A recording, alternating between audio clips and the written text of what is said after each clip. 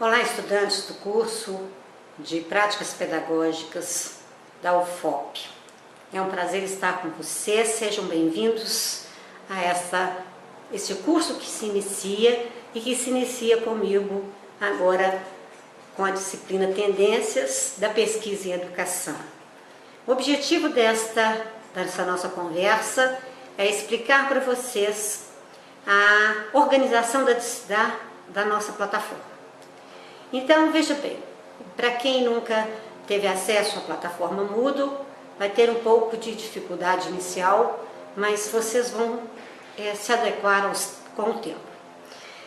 Eu preparei a plataforma em salas de aprendizagem. Então, cada quadradinho que você vai ver na tela é uma sala de aprendizagem com um conteúdo específico para a gente discutir as questões que estão ligadas às tendências da pesquisa em educação. Então, nesse sentido, a primeira sala é uma apresentação, são as minhas boas-vindas, convidando vocês para compartilhar os conhecimentos que estão disponíveis na plataforma e que digo para vocês que foram preparados com muito carinho e foram organizados de forma didática para que vocês tenham um bom aproveitamento. Espero que tenham, né?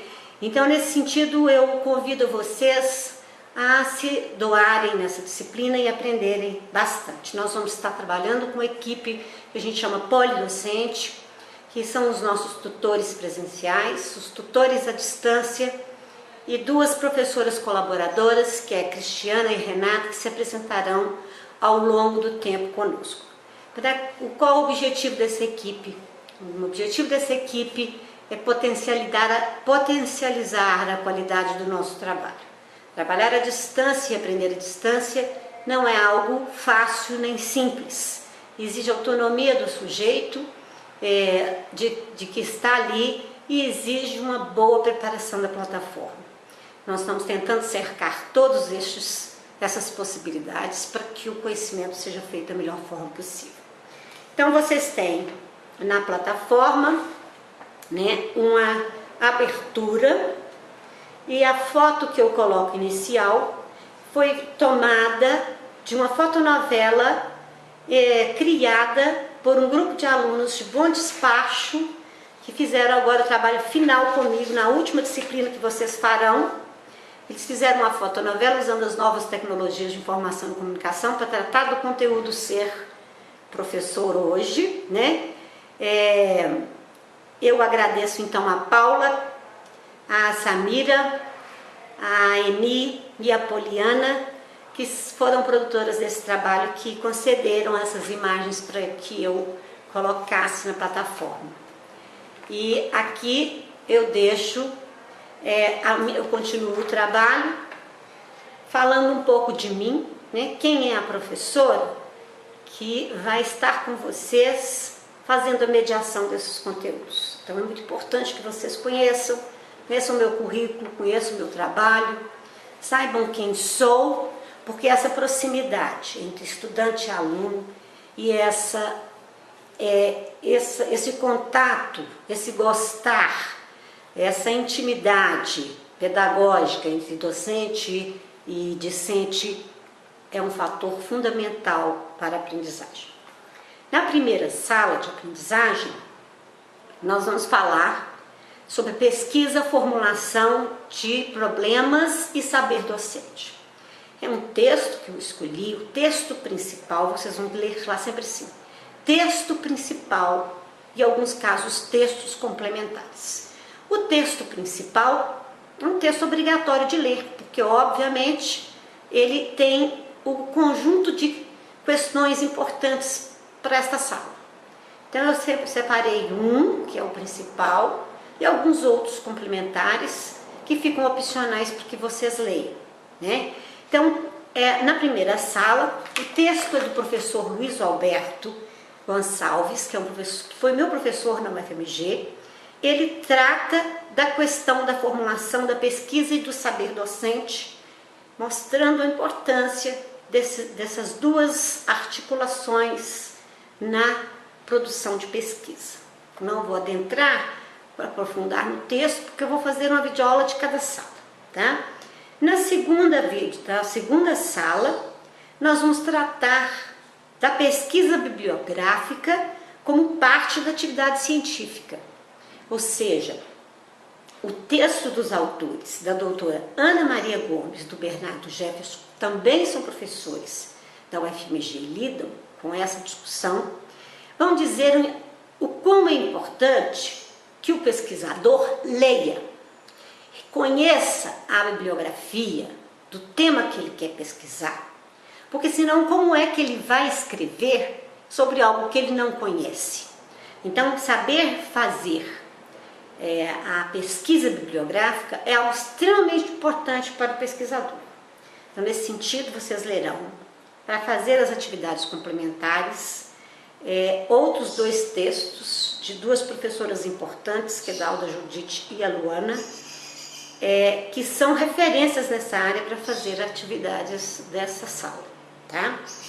Numa terceira sala de aprendizagem, nós vamos falar sobre abordagem etnográfica, que são um texto principal da Ana América e da Sandra Ferreira, que elas vão dizer da importância, o que é uma pesquisa etnográfica, né?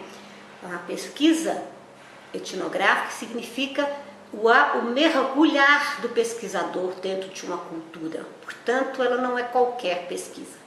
Significa ir e estar junto na comunidade pesquisada, de forma a perceber culturalmente, por meio de um longo período de estar junto ao grupo, as suas culturas, seus sentidos, significados e suas representações. Então, é uma outra abordagem importante. Na quarta sala de aprendizagem, eu escolhi um texto da professora Inês Teixeira, que vai falar especificamente sobre a monografia e a redação dos trabalhos acadêmicos. Um texto gostoso de ler e que vai te ajudar didaticamente, pedagogicamente, a pensar a sua prática e a pensar a possibilidade já na sua escrita do seu texto final ao longo do seu trabalho. São 4 salas que são o nosso eixo principal.